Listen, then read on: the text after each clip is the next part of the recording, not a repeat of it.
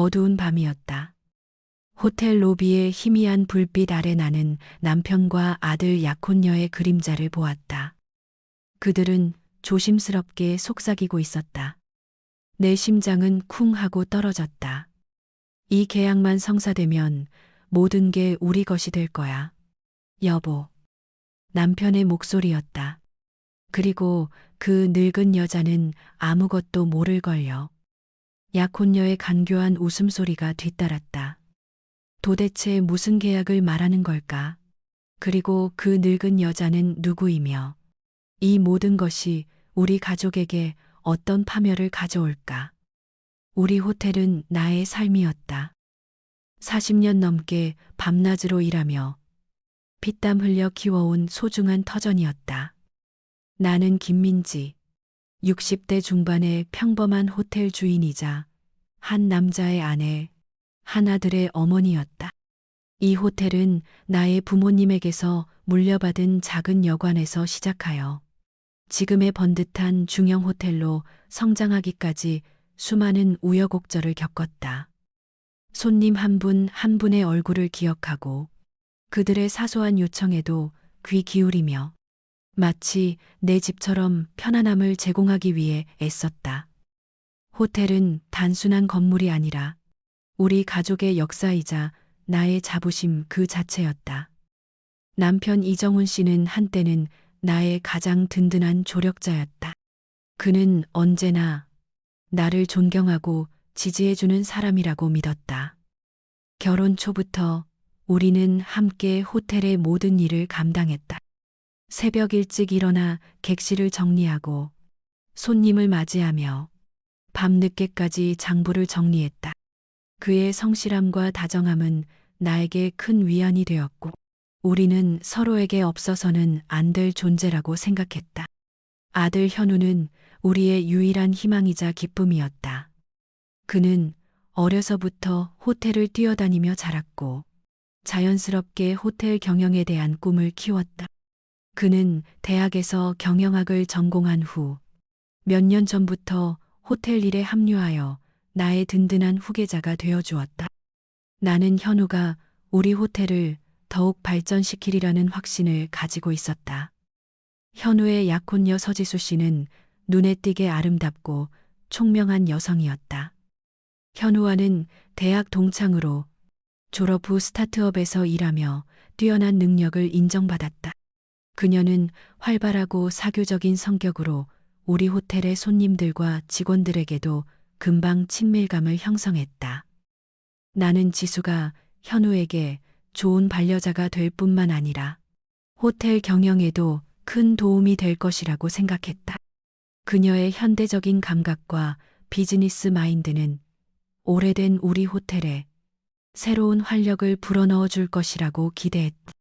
우리 가족은 행복하고 단란한 그림처럼 보였다. 현우와 지수의 결혼식을 앞두고 우리는 모두 들뜬 분위기였다. 호텔은 언제나 활기가 넘쳤고 나는 현우와 지수에게 호텔의 미래를 맡길 수 있다는 생각에 깊은 만족감을 느꼈다. 그러나 그날 밤 로비에서 들려온 속삭임은 내 평온한 세계를 한순간에 산산조각냈다. 그들의 대화는 마치 차가운 비수처럼 내 심장을 꿰뚫었다. 계약. 모든 게 우리 것다. 그 늙은 여자. 나는 그 순간 온몸의 피가 식는 것을 느꼈다. 너무나 충격적이었다. 내가 아는 남편은 그럴 리 없다고.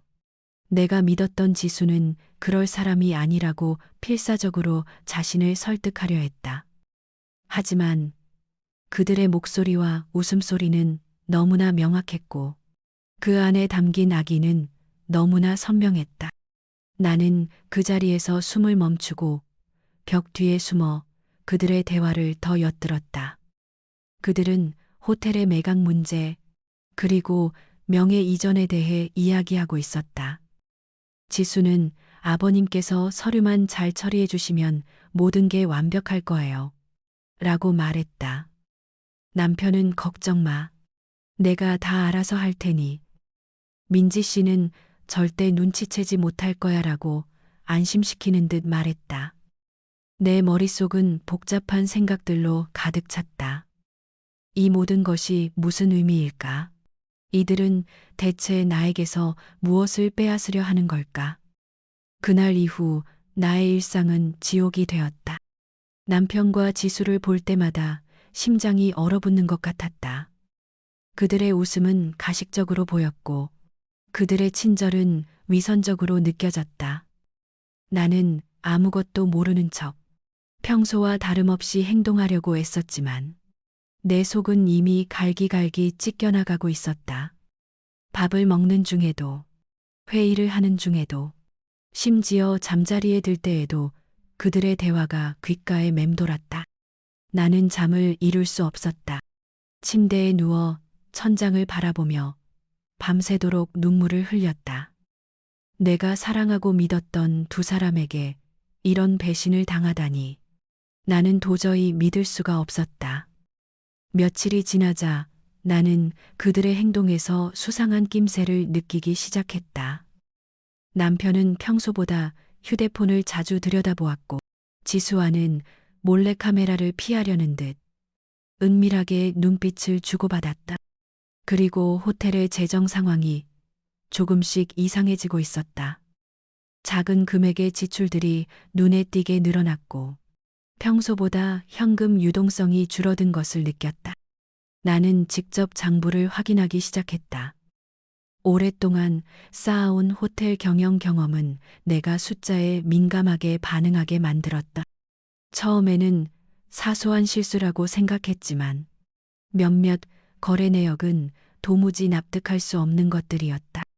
특히 정체를 알 수 없는 컨설팅 비용과 운영 자문료 등의 명목으로 상당한 금액이 지출되고 있었다.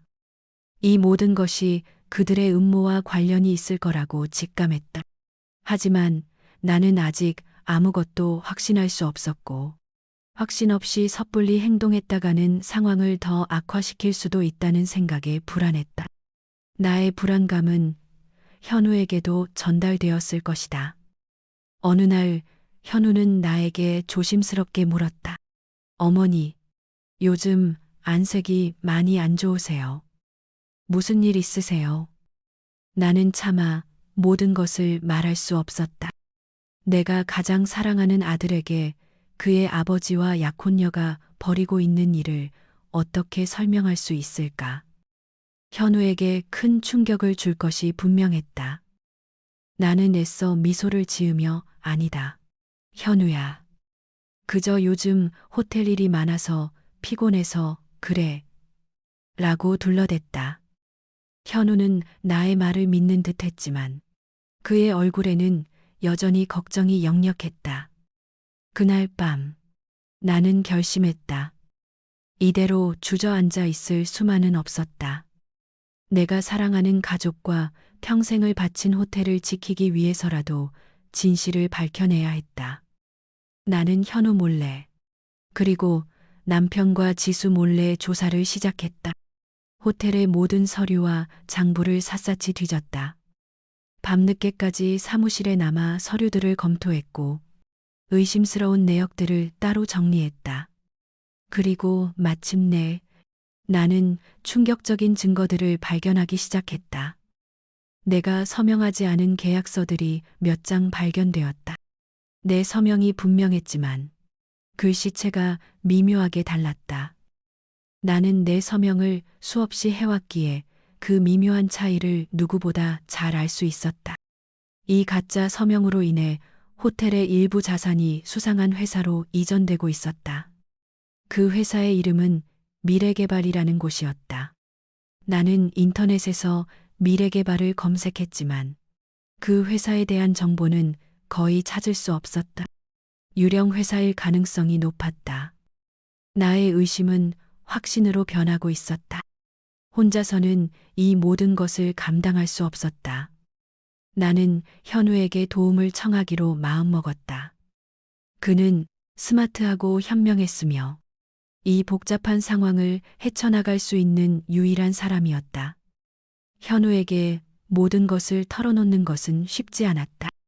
아들의 아버지에 대한 배신을 이야기하는 것이 너무나 고통스러웠기 때문이다. 나는 현우를 내 사무실로 불렀다. 현우는 나의 심각한 표정을 보고 긴장한 듯 보였다. 나는 그에게 지난 몇 주간 내가 겪었던 일들과 발견한 증거들을 하나하나 설명했다. 가짜 서명이 된 계약서, 의심스러운 재정 거래 내역, 그리고 내가 들었던 남편과 지수의 대화 내용까지. 현우의 얼굴은 점점 굳어갔다. 처음에는 믿을 수 없다는 표정이었지만 증거들을 직접 눈으로 확인하면서 그의 표정은 경악으로 변했다. 그는 믿었던 아버지와 사랑했던 약혼녀에게 깊은 배신감을 느꼈을 것이다. 그의 눈에는 분노와 슬픔이 교차했다. 어머니, 이게 정말이에요? 아버지가, 그리고 지수가 이랬을 리가 없어요.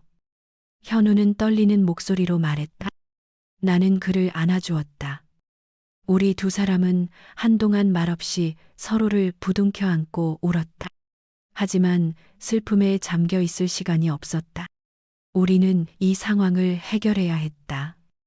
현우는 즉시 그의 뛰어난 정보력과 분석 능력을 발휘하기 시작했다.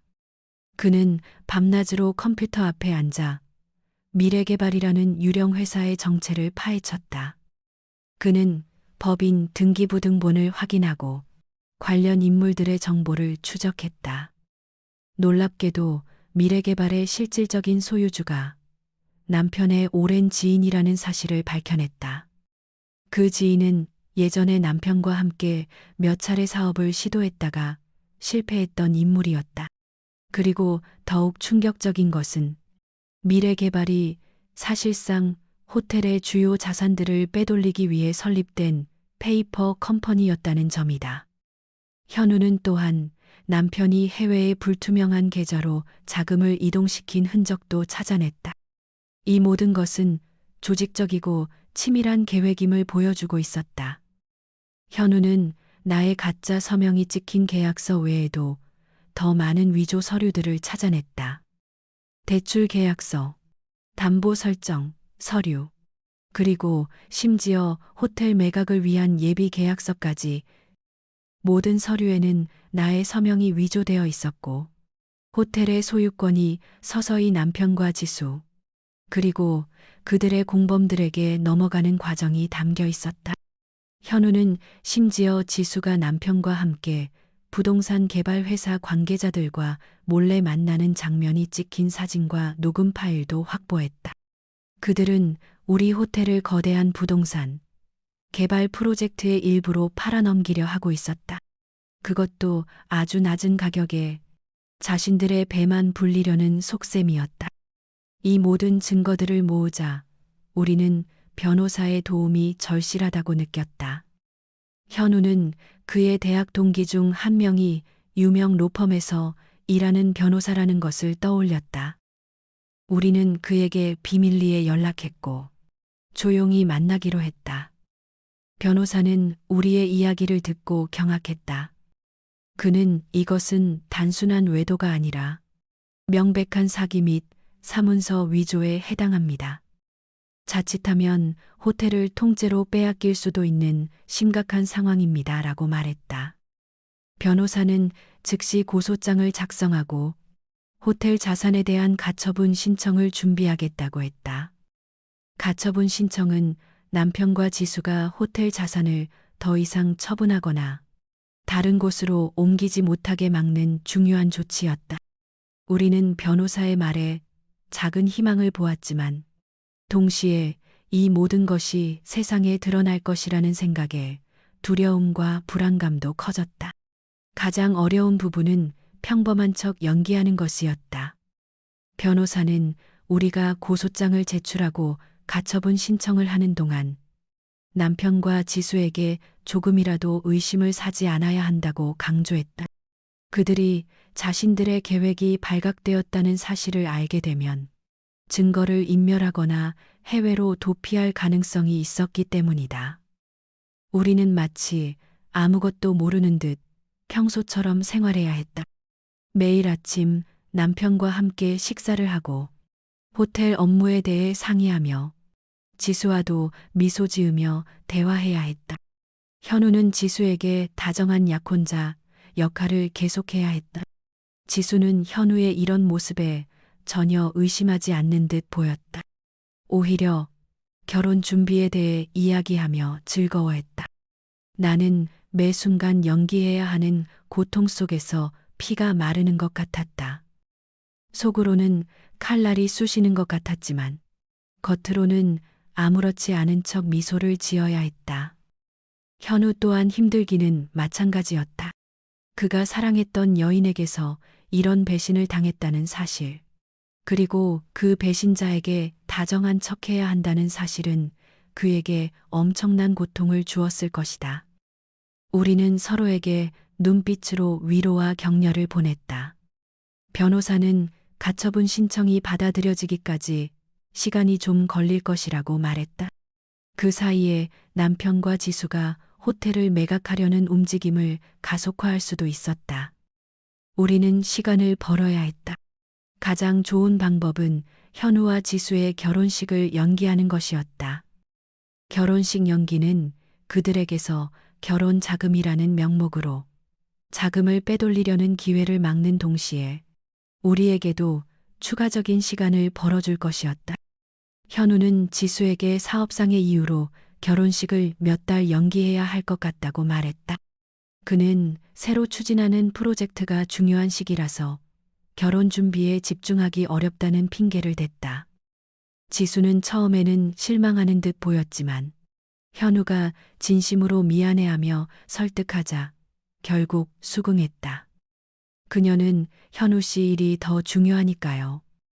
제가 이해해야죠라고 말했다. 그 말을 듣는 순간 나는 겉으로는 안도했지만 속으로는 소름이 끼쳤다. 그녀의 말 속에는 마치 현우의 사업이 잘 되어야 자신에게도 이득이 돌아온다는 계산적인 뉘앙스가 느껴졌다. 우리가 결혼식 연기로 시간을 버는 동안 남편과 지수는 더욱 조급해지는 듯했다. 그들은 여러 부동산 개발 회사들을 호텔로 불러들여 은밀하게 협상하는 모습을 보였다. 나는 그들의 대화를 엿듣기 위해 필사적으로 애썼다. 어느 날 나는 남편과 지수가 호텔 로비에서 한 투자자와 이야기하는 것을 들었다. 그 투자자는 호텔의 위치와 잠재력에 대해 긍정적으로 평가하면서도 소유권 문제가 복잡해 보이는데 이 부분은 어떻게 해결하실 건가요? 라고 물었다. 남편은 걱정 마십시오. 곧 모든 문제가 해결될 겁니다. 저희 아내가 은퇴를 준비 중이라 명예 이전 절차만 남았습니다. 라고 능청스럽게 대답했다. 지수는 옆에서 고개를 끄덕이며 미소 지었다. 나의 피가 역류하는 것 같았다. 나는 내 눈앞에서 내가 평생 일궈온 호텔이 저들의 손에 넘어가는 것을 지켜보고 있었다. 그들의 말을 듣고 있으면 당장이라도 달려가서 모든 것을 폭로하고 싶었지만 현우의 눈빛과 변호사의 조언이 나를 붙잡았다. 그러나 그들의 계획은 생각만큼 순조롭게 진행되지 않는 듯했다. 몇몇 투자자들은 호텔의 복잡한 소유권 문제와 불투명한 재정 상태를 지적하며 선뜻 계약을 체결하려 하지 않았다. 특히 현우가 우리의 변호사를 통해 일부러 흘린 정보들이 그들의 발목을 잡는데 일조했다. 변호사는 우리 호텔의 복잡한 상속 문제와 가족 간의 갈등에 대한 소문을 은밀하게 퍼뜨렸다. 이는 잠재적 투자자들에게 불안감을 심어주기에 충분했다. 호텔 매각 협상이 지연되자 남편과 지수는 점차 초조해하는 기색을 보였다. 그들은 밤늦게까지 사무실에서 서류를 검토하고 서로에게 짜증을 내는 모습도 보였다. 우리의 연기와 시간 끌기 전략이 효과를 보고 있었던 것이다. 며칠 뒤 우리는 변호사로부터 좋은 소식을 들었다. 법원에서 우리의 가처분 신청을 받아들였다는 것이었다. 이제 남편과 지수는 호텔의 어떤 자산도 처분할 수 없게 되었다. 이는 그들의 계획에 결정적인 제동을 건 것이나 다름없었다. 하지만 우리는 아직 안심할 수 없었다. 이 소식이 그들에게 알려지는 순간 그들은 무슨 수를 써서라도 빠져나가려 할 것이 분명했다. 변호사는 이제 경찰에 정식으로 수사를 의뢰할 때라고 말했다. 우리는 지난 몇 주간 모아둔 모든 증거 자료들을 경찰에 제출했다. 가짜 서명이 된 계약서, 유령 회사의 실체, 수상한 자금 흐름, 그리고 남편과 지수의 은밀한 대화, 녹음 파일까지. 경찰은 우리의 증거들을 면밀히 검토한 후 이 사건의 심각성을 인지하고 즉시 수사에 착수하겠다고 약속했다. 경찰 수사가 시작되자 모든 것이 급물살을 타기 시작했다. 경찰은 남편의 금융거래 내역을 추적했고 그의 해외 비밀 계좌를 발견했다. 그 계좌로 호텔 자금 중 상당액이 불법적으로 송금된 것이 확인되었다. 또한 지수의 컴퓨터와 휴대폰을 포렌식 분석한 결과 그녀가 남편과 주고받은 수많은 메시지들이 발견되었다. 그 메시지들에는 호텔을 차지하기 위한 치밀한 계획과 우리를 속이기 위한 가식적인 언행들이 고스란히 담겨 있었다. 심지어 그들은 경찰 수사에 대비하여 증거를 인멸하고 해외로 도피할 계획까지 세워두고 있었다. 비행기 티켓 예약 내역과 위조 여권 준비까지 마친 상태였다. 이 모든 증거들은 그들이 얼마나 조직적이고 악랄하게 우리를 속이려 했는지를 여실히 보여주었다. 경찰은 남편과 지수가 더 이상 증거를 인멸하거나 도주하기 전에 모든 것을 끝내야 한다고 판단했다. 우리는 그들을 현장에서 붙잡을 결정적인 밤을 계획했다. 현우는 지수에게 호텔 매각을 위한 마지막 중요한 회의가 있으니 관련 서류들을 최종적으로 정리해 달라고 요청했다. 그리고 그 회의는 그날 밤 늦게 호텔 사무실에서 진행될 것이라고 말했다. 남편과 지수는 자신들의 계획이 성공 직전에 다다랐다고 생각했을 것이다. 그들은 현우의 제안에 전혀 의심하지 않았고 오히려 흡족해하는 눈치였다. 그들은 마지막으로 모든 서류를 챙기고 해외로 도피하기 위한 준비를 마무리할 계획이었을 것이다. 그날 밤 나는 온몸이 떨려 잠을 이룰 수 없었다. 호텔은 쥐죽은 듯 고요했지만 내 심장은 요란하게 울렸다. 현우는 나에게 괜찮다고 안심시켰지만 그의 얼굴에도 긴장감이 역력했다. 자정을 조금 넘긴 시간. 우리는 경찰과 함께 호텔 지하 주차장에서 대기하고 있었다. 현우가 내게 속삭였다. 어머니, 이제 곧 끝날 거예요. 그의 목소리에는 단호함과 슬픔이 동시에 담겨 있었다. 잠시 후 무전기에서 작게 움직인 포착이라는 목소리가 들려왔다. 남편과 지수, 그리고 그들의 공범 몇 명이 호텔 사무실에 모여 서류 뭉치를 챙기고 있었다. 경찰들이 움직이기 시작했다. 나는 현우의 손을 꼭 잡았다. 호텔 복도를 따라 걸어가는 경찰들의 발소리가 너무나 크게 들리는 것 같았다. 사무실 문이 열리고 경찰들이 들이닥치는 순간 내 눈앞에는 믿을 수 없는 광경이 펼쳐졌다. 남편과 지수는 책상 가득 서류들을 펼쳐놓고 무언가를 정리하고 있었다. 그들의 얼굴에는 놀라움과 함께 극심한 공포가 스쳐 지나갔다. 남편은 얼어붙은 듯 굳어 있었고 지수는 들고 있던 서류 뭉치를 떨어뜨렸다. 이정훈 씨, 서지수 씨, 당신들을 사기 및 사문서 위조 혐의로 긴급 체포합니다. 경찰관의 단호한 목소리가 사무실에 울려 퍼졌다. 남편은 이게 무슨 짓이야? 내가 뭘 잘못했다고? 라고 소리쳤지만 그의 목소리는 이미 힘을 잃고 떨리고 있었다. 지수는 아무 말도 하지 못한 채 바닥에 주저앉아 눈물을 흘렸다. 경찰들은 능숙하게 그들을 제압하고 수갑을 채웠다.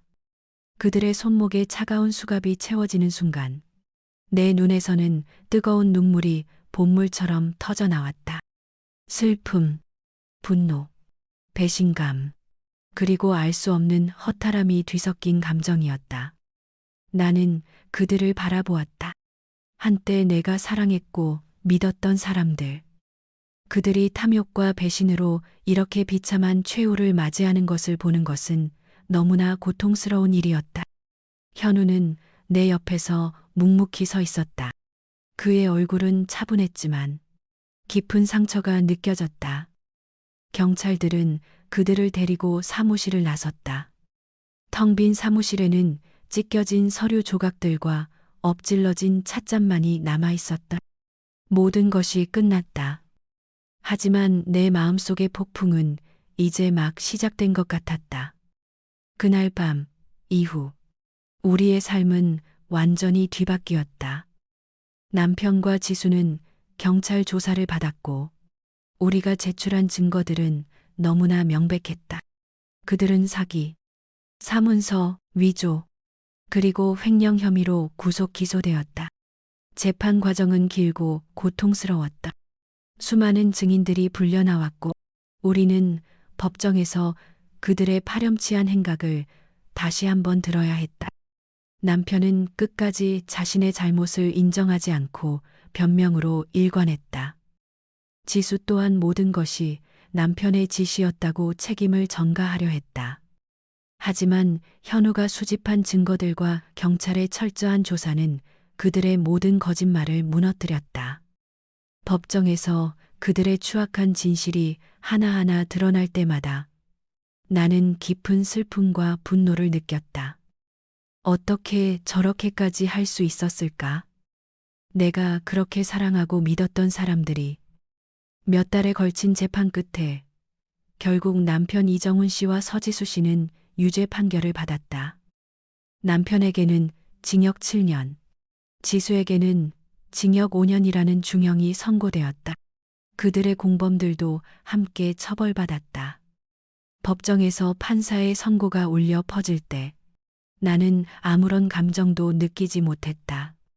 그저 모든 것이 끝나기를 바랄 뿐이었다. 법적인 정의는 실현되었지만 내 마음속의 상처는 너무나 깊었다. 호텔의 소유권은 나에게로 완전히 돌아왔다. 가처분 신청 덕분에 호텔의 자산은 온전히 보존될 수 있었다. 하지만 호텔의 이미지는 크게 손상되었다. 언론은 이 사건을 대서특필했고 호텔은 한순간에 배신과 음모의 장소로 낙인 찍혔다. 손님들의 발길이 끊겼고 직원들의 사기도 저하되었다. 우리는 호텔을 다시 일으켜 세우기 위해 엄청난 노력을 기울여야 했다. 나는 이혼 소송을 진행했다. 남편과는 더 이상 부부의 연을 이어갈 수 없었다. 40년 결혼 생활의 종지부를 찍는 순간 나는 자유로움보다는 허탈함과 상실감을 느꼈다. 한때는 나의 전부였던 그 사람이 이제는 남보다 못한 존재가 되었다는 사실이 슬프고 아팠다. 현우는 나의 가장 큰 버팀목이었다. 그는 나의 옆에서 호텔 재건을 위해 헌신적으로 노력했다. 그는 밤낮으로 새로운 마케팅 전략을 구상하고 직원들을 격려하며 호텔의 명성을 회복하기 위해 발벗고 나섰다. 우리는 함께 호텔의 오랜 역사와 전통을 강조하고 고객들에게 변함없는 서비스와 진심을 다하겠다고 약속했다. 다행히도 우리의 진심은 통했다. 오랜 단골 손님들이 다시 호텔을 찾아주기 시작했고 직원들도 현우의 리더십 아래 힘을 합쳤다. 호텔은 서서히 활기를 되찾아갔다. 현우는 나의 뒤를 이어 호텔의 실질적인 경영을 책임지기 시작했다. 그는 뛰어난 경영 능력과 진정성으로 호텔을 이전보다 더욱 발전시켰다. 나는 이제 현우에게 모든 것을 맡기고 편안하게 뒤에서 지켜볼 수 있었다. 그를 볼 때마다 나는 자랑스러움과 함께 미안함을 느꼈다. 그의 젊은 시절이 이런 불행한 사건으로 얼룩졌다는 사실이 나를 아프게 했다. 몇 년의 시간이 흘렀다. 호텔은 완전히 회복되었고 현우의 경영 아래 더욱 번창했다. 나는 이제 호텔의 명예회장으로서 가끔 조언을 해주는 역할을 맡고 있었다. 나의 삶은 예전의 평온함을 되찾았다. 여전히 마음속에는 깊은 상처가 남아 있었지만 시간은 그 상처를 아물게 해주었다. 나는 아침 일찍 산책을 하고 취미 생활을 즐기며 현우와 함께 행복한 시간을 보냈다. 어느 날 교도소에서 온 한 통의 편지를 받았다. 발신인은 서지수 씨였다. 그녀는 나에게 용서를 구하는 내용의 편지를 보냈다. 편지에는 그녀의 후회와 반성이 담겨 있었다. 그녀는 자신의 탐욕 때문에 모든 것을 망쳤다고 고백하며 진심으로 용서를 빌었다. 나는 편지를 한참 동안 말없이 읽었다. 그녀를 용서해야 할까? 나는 한때 그녀를 딸처럼 아꼈고 그녀에게 큰 기대를 걸었었다. 하지만 그녀는 나에게 씻을 수 없는 상처를 주었다. 분노와 미움이 다시 샘솟는 것 같았다. 그러나 동시에 나는 더 이상 그 감정들에 얽매이고 싶지 않다는 생각도 들었다. 나의 삶을 망쳐놓은 그들에게 계속해서 미움이라는 감정으로 에너지를 소모하고 싶지 않았다. 나는 답장을 쓰지 않았다. 대신 나는 나 자신에게 말했다. 그래, 용서하자. 그들을 위해서가 아니라 나 자신을 위해서였다. 미움과 분노는 나를 얽매는 족쇄와 같았다. 그 족쇄를 끊어내야 내가 진정으로 자유로워질 수 있다고 생각했다. 나는 용서함으로써 과거의 짐을 내려놓고 새로운 삶을 시작하기로 결심했다. 나의 결정에 현우는 묵묵히 고개를 끄덕여 주었다. 그는 내가 어떤 결정을 내리든 지지해 줄 것이라는 것을 알고 있었다. 나는 이제 홀로 남았다. 하지만 외롭지 않았다. 현우라는 든든한 아들이 있었고 나를 믿고 따라주는 직원들이 있었다. 그리고 무엇보다 나 자신을 지켜냈다는 강한 자부심이 있었다. 나는 아침마다 호텔 앞마당에 나와 꽃들을 가꾼다. 내 손으로 심은 꽃들이 아름답게 피어나는 것을 볼 때마다 나는 나의 삶 또한 다시금 아름답게 피어나리라는 희망을 느낀다. 나는 이제 완전히 자유로워졌다. 과거의 그림자에 갇히지 않고 오직 나 자신만을 위한 새로운 삶을 시작할 준비가 되었다. 앞으로의 내 삶은 고통스러운 기억들로만 채워지지 않을 것이다. 나는 이 모든 시련을 이겨낸 강한 여인 김민지로 새로운 인생의 문을 활짝 열 것이다.